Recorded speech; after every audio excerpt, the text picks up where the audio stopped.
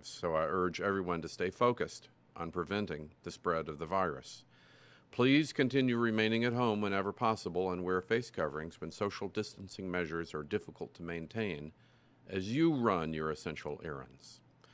Now, as I mentioned last week, the Tennessee Major Metro's Economic Restart Task Force is working closely with the state to plan and coordinate the restoration of local business activities that are currently suspended due to COVID-19.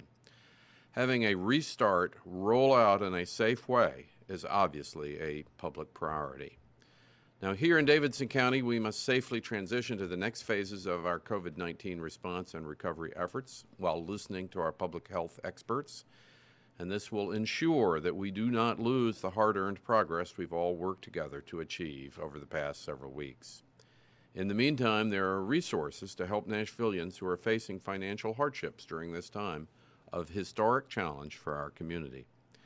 Now, this morning, I'd like to welcome Darkenia Waller, Executive Director of the Legal Aid Society of Middle Tennessee and the Cumberlands, who is here with us to talk about protections and legal remedies available to those who may be having a difficult time making rent and mortgage payments during this time of virus.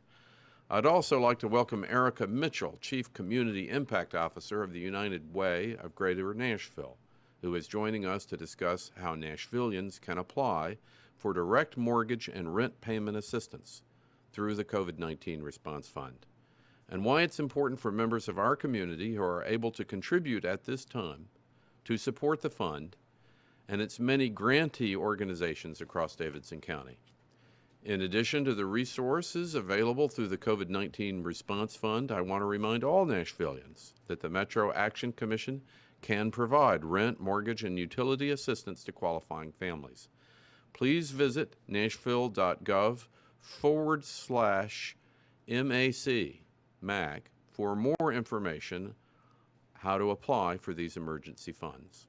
Now, until further notice, the Nashville Electric Service, Metro Water Service, and the Piedmont Natural Gas Company have placed a hold on late fees and utility cutoffs for late payments or non-payment of bills, and the Davidson County Sheriff's Department has suspended evictions citywide, which includes all MDHA properties. If you have not applied for unemployment assistance, please do not hesitate to visit covid19.nashville.gov and follow the Need Assistance link to find instructions on how to apply. And remember, new federal legislation has expanded both the amount of unemployment benefits being distributed and the qualification parameters for applicants throughout the state of Tennessee. So visit covid19.nashville.gov and click the Need Assistance link today. And as always, I urge everyone to visit Metro's COVID-19 website and donate, as you are able, to the COVID-19 Response Fund, which has been created to provide needed relief, including assistance with rent and mortgage payments, to Nashvillians during this time. You can also visit the website to learn how to obtain direct financial, food, mental health, and social service assistance. And now I'll turn it over to Dr. Alex Shahanger, Chair of the Metro Coronavirus Task Force.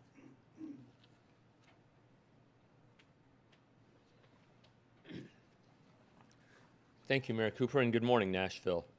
Here's the latest update on COVID-19 in our city. We now have 1,903 confirmed cases in Davidson County, an increase of 152 over the past 24 hours. So far, we also have 20 fatalities in our city. There are an additional 1,712 cases in the surrounding counties, bringing the total for our region to 3,612. Of the Davidson County cases, 1,008 are currently active cases, and 875 residents have fully recovered from the virus and have been cleared.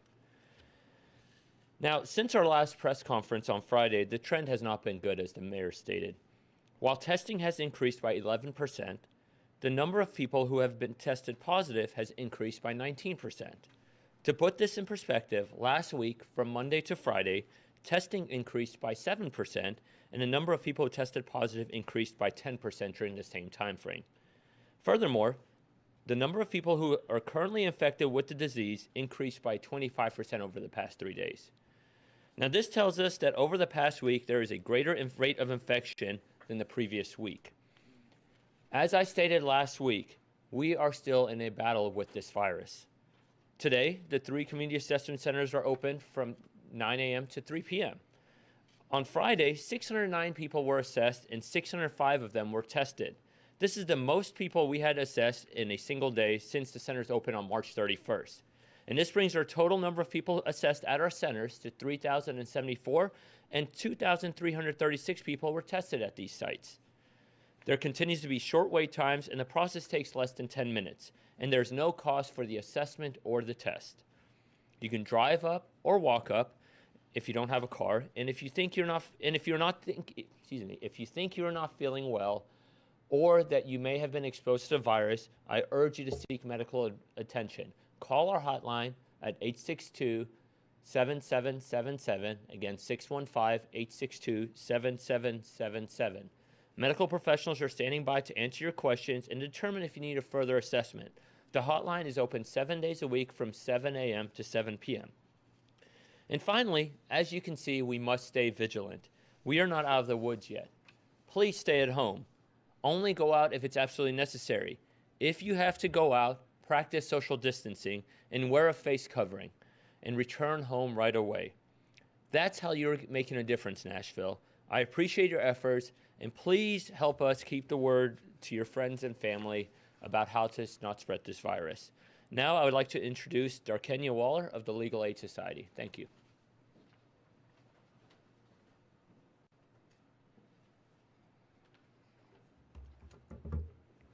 Good morning. On behalf of the Legal Aid Society of Middle Tennessee and the Cumberlands, I'd like to thank Mayor Cooper for your continued support of legal aid and for the opportunity to speak to you today regarding our work, including some helpful information regarding renters' rights as we prepare the delicate work of reopening Nashville and Middle Tennessee economies. As Tennessee's largest nonprofit law firm, we offer free civil legal services, including representation in court, to those families who cannot afford an attorney. According to the Legal Services Corporation, under normal circumstances, 71% of low-income households have experienced a civil legal problem in the past year. With the recent increase in unemployment, we are expecting that number to increase exponentially. To supplement the work of our 45 staff attorneys, Legal Aid partners with more than 450 private attorneys from the Nashville Bar Association and other Middle Tennessee bar associations. These volunteer attorneys help us conduct more than 17 free phone legal advice clinics a month, and they offer free extended representation in certain cases when advice is not enough. Legal Aid has developed a COVID-19 resource page on our website at las.org. It contains a series of simple legal pamphlets and brochures that we've created to help demystify many legal issues being faced by tenants and homeowners today. Legal Aid can help answer questions like, what employment benefits am I eligible for? How can I get my stimulus check if it was deposited into the wrong account? If I get an order of protection for safety, who will have to move?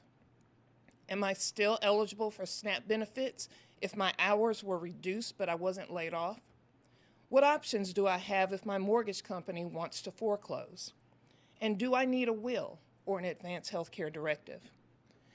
The Tennessee Supreme Court recently issued an order which in essence prohibits the eviction of tenants. The order brings consistency between previously issued federal law and our own state and local court rules. The order does not wipe away money you may owe your landlord. It just delays when you can be evicted for non-payment. As such, here are a few things that renters may need to know. You must still pay your rent or mortgage if possible. Your rights and duties as a tenant have not changed because of COVID-19. Your landlord cannot legally lock you out of your home, turn off your utilities, or put your belongings out on the street. If your landlord wants to evict you, they must still take you to court. Again, none of these rules have changed as a result of COVID-19. You are encouraged to try to work with your landlord now to negotiate favorable terms for repayment. Do not agree to pay more than you can afford, and do not borrow money you cannot afford to pay back. Landlords do not typically want to evict. However, they too may be experiencing challenges during this difficult time. You are highly encouraged to seek out the various financial resources that you'll hear more about later. Once the economy opens up, you may receive an eviction lawsuit for non-payment of rent. If you receive a summons to court, please go, even if you don't have an attorney. You will have a much better opportunity to ask for additional time in your home or business if you go to court. If the court does evict you, you will have an additional 10 days before a sheriff's deputy will actually show up to physically remove you from your home or remove your belongings. If your landlord uses self-help measures to evict you, like turning off utilities or changing your locks, or if you just need legal advice, please call 800-238-1443 to speak to a lawyer. We have several upcoming phone-in legal clinics where lawyers will be available to speak with you for free. You can find our list of phone clinics on our website at las.org. Our next legal clinic is tomorrow from 4 to 6 p.m. You can also ask questions by email at tn.freelegalanswers.org. Keep in mind the laws and rules are ever-changing, so please seek legal advice. Again, you can call 1-800-238-1443 or go to our COVID-19 resource page at las.org to learn more. I'd now like to welcome Erica Mitchell of the United Way.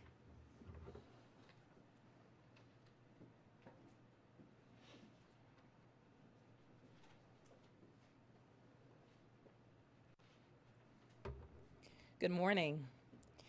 United Way of Greater Nashville is proud to partner with Mayor John Cooper's office, other local business and nonprofits to help support our community through this very difficult time. We recognize that there are a multitude of needs in the community. There are many who have never engaged with social services and are having to navigate resources for the very first time. There are others who have been hard hit by the tornado, and they are now struggling under the dual crisis of the weight of both COVID and tornado impacts. Some folks have received their stimulus checks, but others, those checks are weeks away from occurring. There is not a single organization nor a single sector of the community that can help meet all of the need. But collectively, we believe we can reach the masses if people know where to get help. Our goal at United Way is to help people navigate the resources that are currently available through both local and state resources. We encourage people to visit United Way's COVID-19 response website at NashvilleResponseFund.com. That's NashvilleResponseFund.com. Go there and click Get Help. There you will find resources on everything from food, financial assistance, unemployment services, utility shutoffs, financial counseling, and more. If you are a restaurant worker, bartender, musician, a healthcare professional, a beauty professional, etc., go to NashvilleResponseFund.com to get information on where you can get help. To date, the Response Fund has distributed about $2 million to more than 70 nonprofit organizations. These organizations are meeting a broad range of needs, from mental health and crisis counseling to food and financial assistance, PPE, as well as basic needs supports. I also want to encourage people to visit the Financial Empowerment Center website. The FEC is a long-standing partnership between the Mayor's Office and United Way. There, the financial counselors can help individuals learn how to navigate this new financial situation. Counselors know what impacts a person's credit the most. Counselors can help with the prioritization of bills. They can help negotiate due dates of when those bills are coming due. The Financial Empowerment Center is completely free of charge, and we encourage folks to visit the Financial Empowerment Center website for more information. The COVID-19 Response Fund is comprised solely of private donations from individuals, businesses, and foundations throughout the community. These are people who have given to help our neighbors in need during this very difficult time. We are extremely grateful for each and every one of these donors. The need is great. We have waiting lists of people who are in need They want to put food on their tables, help pay their bills, meet their basic needs. Every donation, whether it's large or small, makes a huge difference. So we're asking the corporate community, local foundations, and individuals to join us in helping our community. Please consider giving to the Nashville Response Fund by visiting NashvilleResponseFund.com or texting Nashville United to 41444.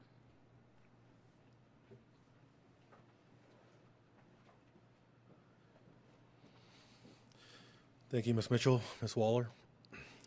We will now start the Q&A segment of today's briefing. I will announce your name from the podium, and you may proceed by asking your question over the air. We'll start with Jeremy Finley at News 4. Hey, good morning, everybody. Thanks again for taking our questions in these tough days. My question has to do with the businesses that have been shut down by the city, found to be not essential but still open. I've reviewed those lists, and some of the businesses seem pretty crazy that they thought that they were essential. I wanted to get an idea, when your investigators are talking to these businesses, are you feeling that they are remaining open out of desperation, or are they truly feeling like that they're essential? Dr. Caldwell.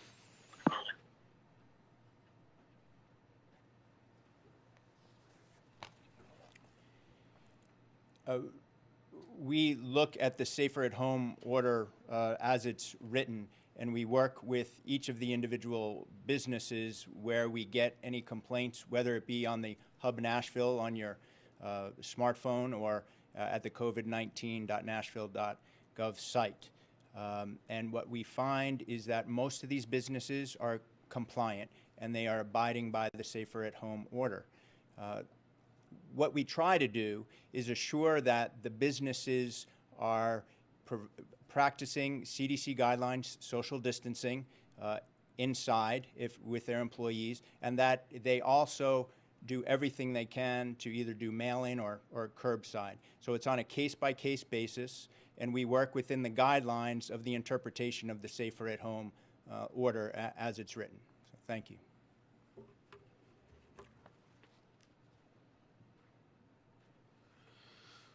Julia Palazzo, WKRN. Julia? Good morning. Thank you, Chris. Thank you, everybody, for the update. Mayor Cooper, a couple questions for you. With the large increase of cases over the weekend and talking to the mayors that you teamed up with, are you any closer to determining when the economy will reopen, like a set date or week? Because the Safer at Home order, I know you said you anticipated extending it to the end of the month, but has it officially been extended to that? And also, are you in a position where city and county employees may have to be furloughed? Thank you.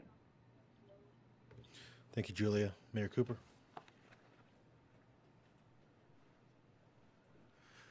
Well, Julia, a lot of work is going on this week on how to have a safe restart.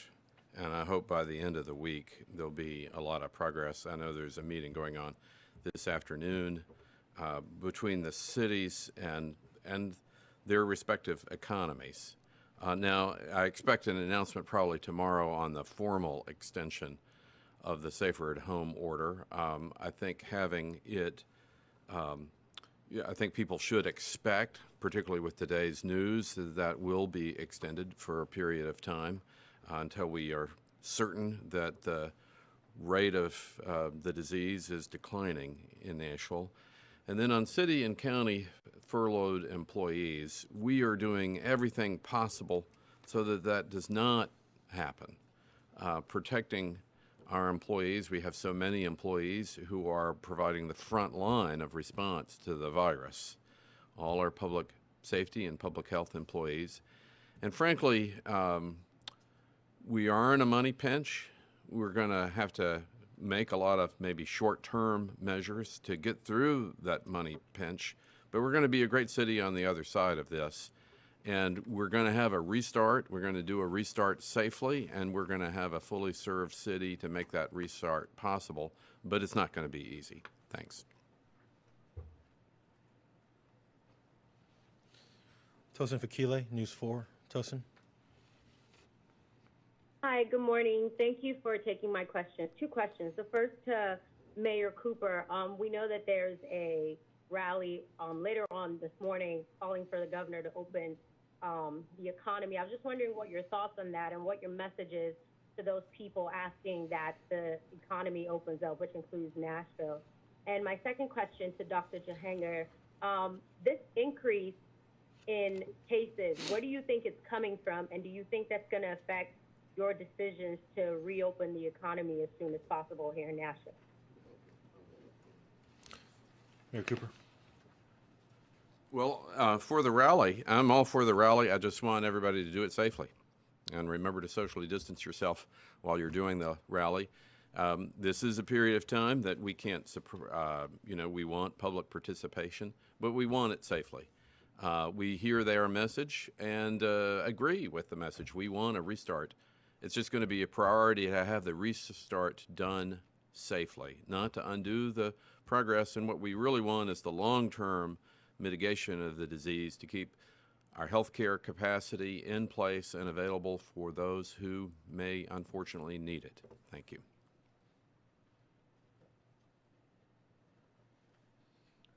Tosin, regarding the case number, there's not a set cluster. That was one of my first questions I asked last night when I saw this report. It's just an increase in cases that all over the city, so there's not one specific incident in which I can point to and say that's why we went up 150 something cases. So just it is what it is. Thank you.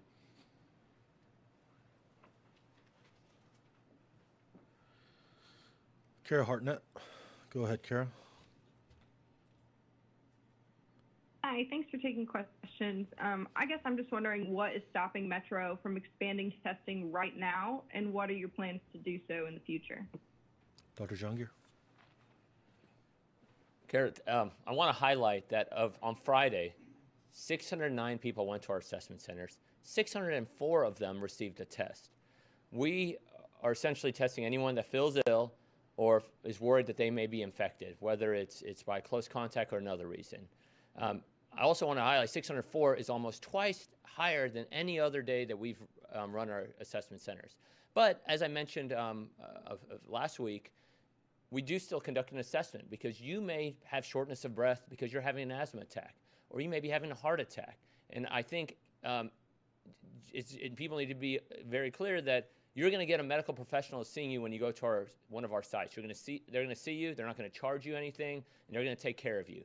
And yes, the majority of people show up to the sites because they feel ill or have a reason they're worried about COVID, and they'll get a test.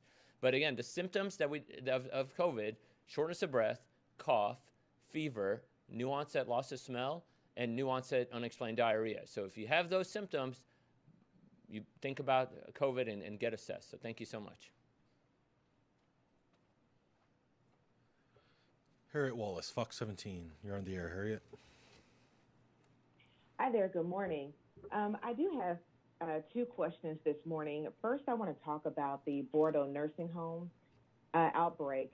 Can I get you all's response to this outbreak that we've seen in the nursing home? And then what is the proactive, not reactive plan that you all are working on to address this? We've seen colleges close their campuses because of this concern. How will the health department enforce and monitor rules there? Because either someone did not follow guidelines and needs to be held accountable, or we've got a bigger problem on our hands. We've got the virus, they're testing for it, and it can't be detected. My second question is, I've heard from some essential workers who are saying that they need to be tested and go right back to work. However, the lines are so long because everyone's being tested. Is there a chance that a special site or center could be set up for the essential workers who have to come back and interface with the community? Thank you all so much for answering and for what you're doing. Thank you, Harriet. So the first part of the question was about the Bordeaux facility. The second question was about testing for essential workers and the report of lines at the community assessment centers.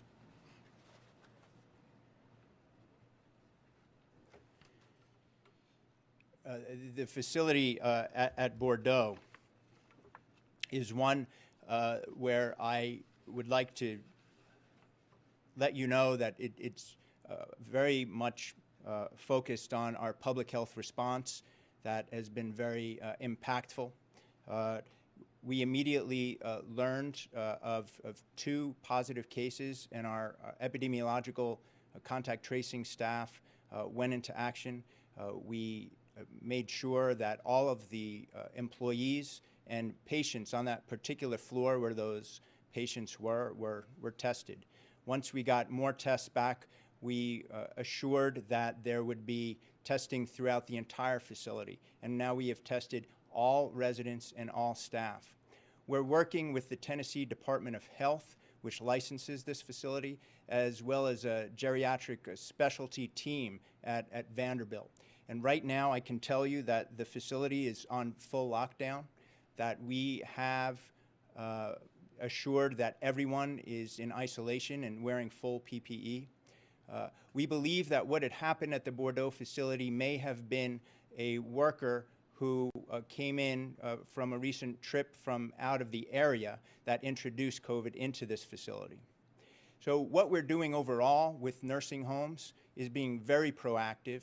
We have a representative in the Emergency Operations Center for all nursing homes, and we're working with every single one of them in partnership with the Tennessee Department of Health that anytime there's a COVID positive case, whether staff or patients, that we try to test the entire facility. And that's what we're going to be doing going forward. I'm optimistic that we have identified the problem at Bordeaux and that we're not going to see additional cases, but we're monitoring it as aggressively as we can. I'll ask Dr. Jahangir to answer the other question.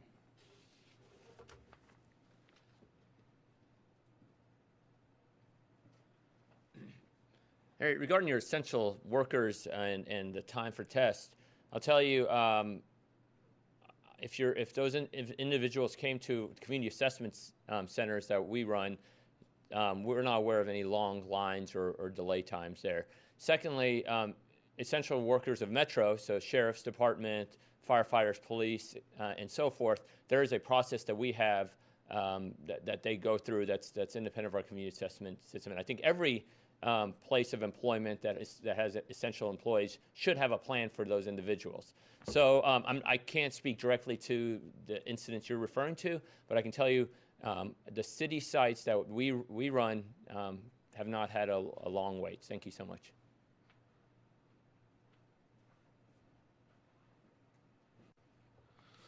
Ian Jong at the Tennessean. Hi, good morning. Dr. Jahangir had highlighted that the assessment sites had tested, almost twice as higher than any other day in Metro. I was curious if he could see if that signals that maybe the want for testing or the demand for testing has increased in Davidson County, and whether that could mean Metro would set up additional sites or possible drive-through sites. If not, curious on kind of what would be the factors preventing that from happening. Thank you, Ian. Dr. Jahangir. Sure. So to answer your question about do we need to add another assessment site, I think we very closely monitor the demand of our assessment sites as a factor of lines and so forth. We have a reasonable process that I don't think right now mandates another need for an assessment site. I have to remind you, in addition to our assessment sites, there are lots of great healthcare systems here in Nashville that are conducting tests, and we've had almost 18,000 tests conducted in our city. And about 3,000 of those were our assessment sites. So remember that. Regarding your question, so as I mentioned, from Monday to Friday last week, that we had an increase in 7% in cases. In tests, and an increase in 10% in cases.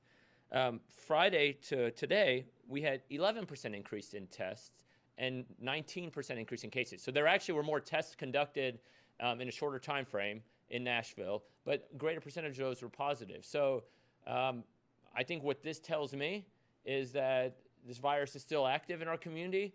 As I mentioned in an earlier question, there's not an active cluster per se that resulted in this large number of cases. And so people need to be vigilant. If you have worry, call our hotline. If you've been exposed, you have any of the symptoms I talked to you about, get assessed, whether it's at our assessment centers or at your healthcare provider. Get assessed and get tested. Thank you.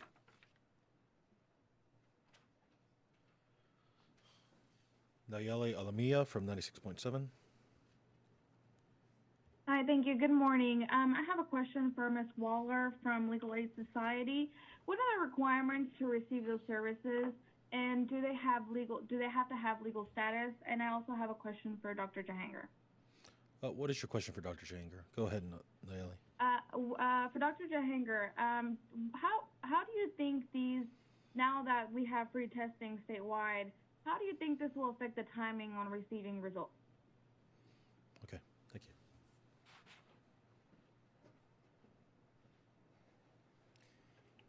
To answer your question, generally speaking, our services are relegated to those persons who are low income and or struggling to make ends meet. And of course, in this current time, that has expanded that demographic because many have lost employment or are having reduced hours.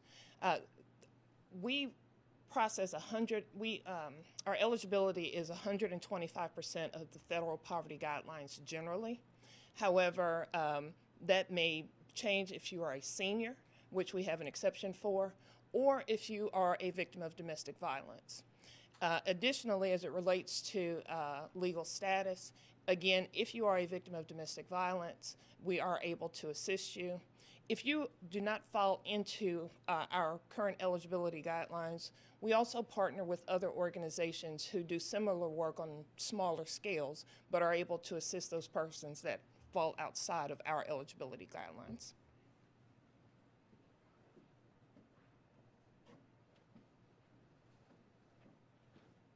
Thank you for your great question about turnaround time for lab results. The state this weekend conducted 11,230 tests in 33 sites. And I spoke with Commissioner Piercy yesterday and spoke with some of our other staff over the weekend. And this morning, I know they're evaluating turnaround time in different labs. The good news for our region and for our state is that there are now more private labs that have come online who are able to run these tests. So the goal is to get labs turned around in 24 or 36 hours. I know the state is looking at this, and we're very closely looking at this. And so my hope is that, as I've mentioned before, it's a supply and demand thing. There are now more, while there's more demand, there's now a lot more supply of facilities that run the tests. So it's something we're going to watch, and I know the state this morning has a meeting to talk about it, and I suspect I'll be briefed on that by somebody from the state health department later today. Thank you. Those are all the questions we have this morning.